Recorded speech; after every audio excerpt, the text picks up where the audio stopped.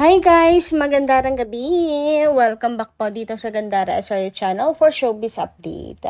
Andito na naman nga po akong muli nagbabalik. Ang nagmamaganda ninyo katsisposang Kim Pao, wala na nga pong iba, ang lokaret na si Gandara SRU upang magatid po sa inyo ng latest updated fresh happenings patungkol kina Kim Chiu and Paolo Avellino. And para nga sa gabing ito, syempre ang tatalakayin natin at pag-uusapan ay ang wala pong katapusan na update tungkol po dito sa naging show nila Kim and Paolo sa Redwood City kanina. Yes, panong hindi, wala pong nakaka-move on dito po sa mga kaganapan kanina. Pati po ako, hindi po agad maka-get over. Naka-stuck pa din po ako at lunod na lunod pa rin sa mga ayuda kanina. 'Di ba?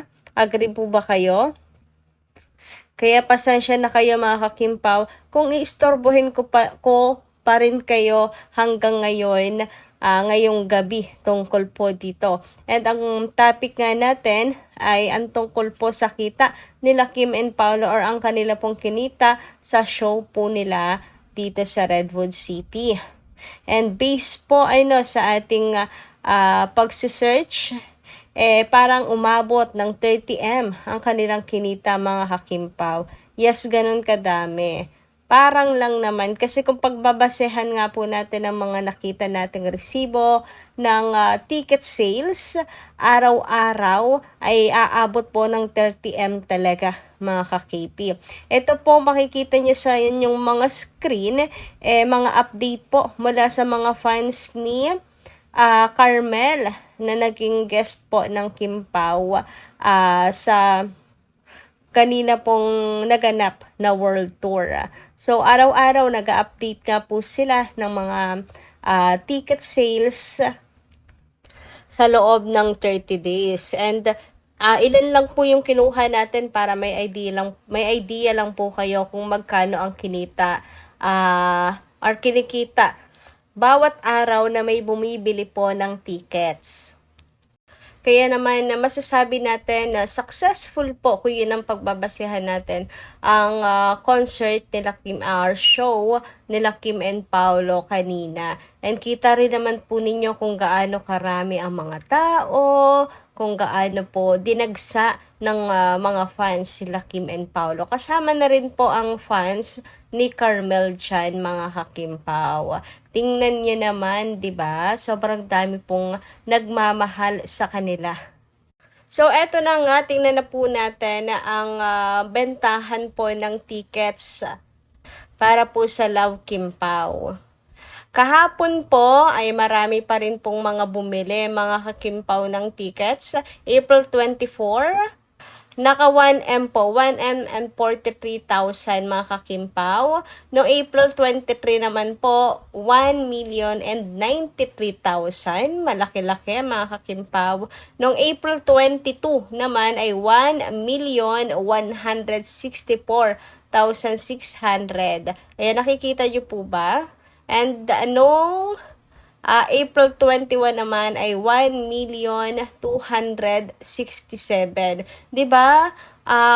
Million araw-araw po ang ticket na nabebenta. No April 20 naman po ay 1,260,000 mga kakimpaw. And tong April 19 ay 1,383,000 mga kakimpaw.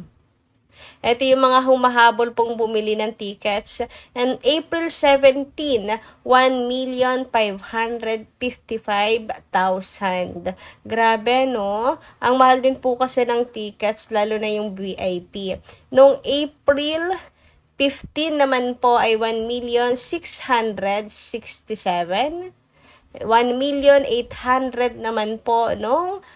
April 14. At hindi na po natin maisa-isa yan lahat sapagkat ang mga update na to ng Carmel fans ay 30 days po. So, sa loob ng isang buwan, araw-araw, mga kakimpaw na kita, benta sa tickets, pinupost po nila. Kung iisa-isahin natin,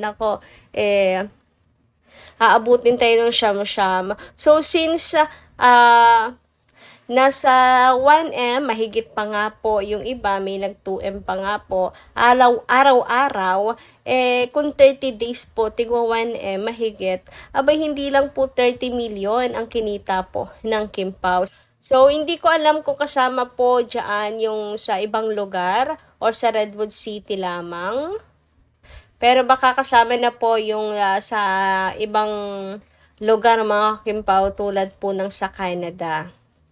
Pero, ang laki na po nun, estimated lang naman po ay 30 million kung totoo po itong pinost po ng mga fans ni Carmel. Itong maliit-liit lang na nakita natin ay noong April 25, kaorasan na mga kakimpaw. Siguro ito po yung mga doon na bumili po sa Fox Theater ng ticket at hindi na po nagpa-preserve. Doon na mismo bumili. Pero almost 1M din po kasi 900,000 po mga ka-KP. Kaya biglang dagsa, 'di ba, ng mga tao mga kakimpaw. Nung maaga-aga pa, mga 10 AM, ay hindi, mga 9 AM pa lamang po, medyo kaunti pa yung tao. Pero pagpatak ng alas 11, grabe, kita nyo naman sa pictures nila Kim and Paolo. Sobrang dami pong tao at meron pa po yan sa itaas. Kaya naman congratulations Kim and Paolo, and more power pa sa mga susunod pa ninyong stop. Sa mga susunod pa ninyong venue. Hope na marami din po ang pumunta. At umayon po ang panahon, hindi po sana magkaroon ng anuman pong problema mga kakimpaw. And yung mga pumunta naman po doon ay sulit naman po ang kanilang binayad kahit mahal po yung ticket ng mga nasa Diamond Seat, mga kakimpaw, sapagkat paldong-paldo din naman po sila sa ayuda. Nagkaiyakan pa nga po mga kakimpaw Ang daming mga sweet moments nila Kim and Paolo, and may aminan pa pong mga naganap. So, sinong hindi po magiging masaya at matutuwa nun mga kakimpaw? Sulit na sulit po talaga ang kanila pong binayad. Pero matanong ko lang po kayo mga kakipi, sa mga kinanta nila Kim and Paolo, ano po, mapa solo prod man or duet, ano po yung paborito ninyo na kinanta ng dalawa? Comment nyo nga lang po dyan sa baba. So mga nakapanood po ng mga videos online, and syempre kung may nanonood po dito na nandun po mismo sa event, malay nyo lang rin naman na hindi pa sapat sa kanila yung mga kaganapan, kaya po nakiki-update pa rin po kasi gusto pong ulit-ulitin at makipagkwentuhan sa mga kapwa natin Kim Pao fans dito sa comment section natin. Aminin nyo, marami pong hindi po agad-agad na naman makakatulog niyan. Kung tayo nga po na timbahay lang mga kakimpaw, hindi po makaget over. So paano pa po kaya yung mismong mga nandun na naging saksi po sa sweetness nila Kim and Paolo. Anyway, dumako naman po tayo dito sa comment po ni Miss Norma Dayag. Shoutout po sa inyo. Hayaan nyo magbasa ako ng ilang comments mula sa atin pong taga-subaybay. Bilang pasasalamat na rin po ito sa walang sawang pagtutok at pagsuporta sa atin pong mga daily updates. At para bigyan na rin ng tinig ang kanilang mga reaksyon, opinion at saloobin. So, ang komento nga po ni Miss Norma Dayag hinggil sa mga past vlogs and updates natin. Good evening, Gandara. Yes, Gandara.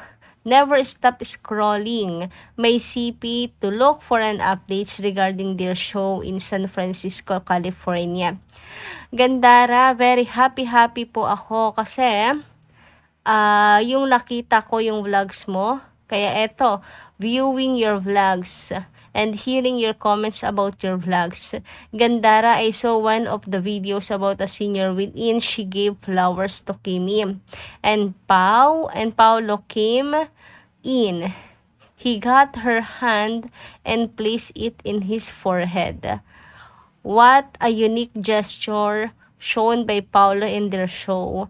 Senior asked Paolo if he is going to marry Kim through church wedding. Then Paolo just nodded his head, confirming that he is going to marry Kimi. Is this legit, Gandara?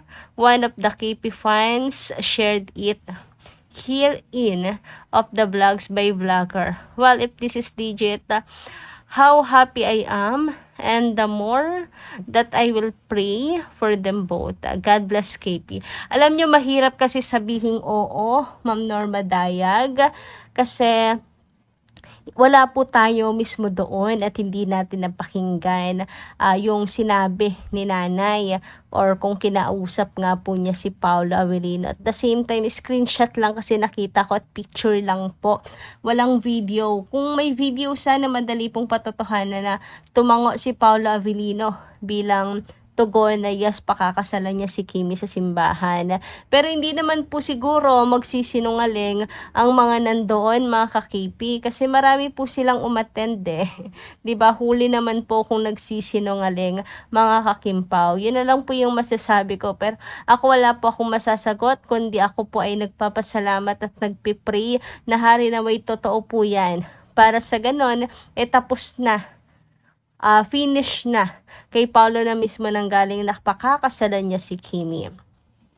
Samantala, sabi naman po ni Mr. Medyo Sikat, tama ka Gandara, kahit ako, hindi ako nanonood ng Showtime pag wala si Kimi. And marami pong ganyan na Miss Remedios. Talagang si Kim po ang inaabangan sa Showtime. So, ngayon, for sure, patay po ang TV tuwing noontime ng ilan pong KP fans kasi nga busy po sina Kim and Paolo ngayon sa US and Canada para po sa kanilang Love Kim Pao Tour. So yun lang po muna ang ating update. Maraming salamat po guys sa inyong pakikinig and kita-kits po tayo muli sa mga susunod natin chika. Maraming salamat. Ingat po kayo palagi.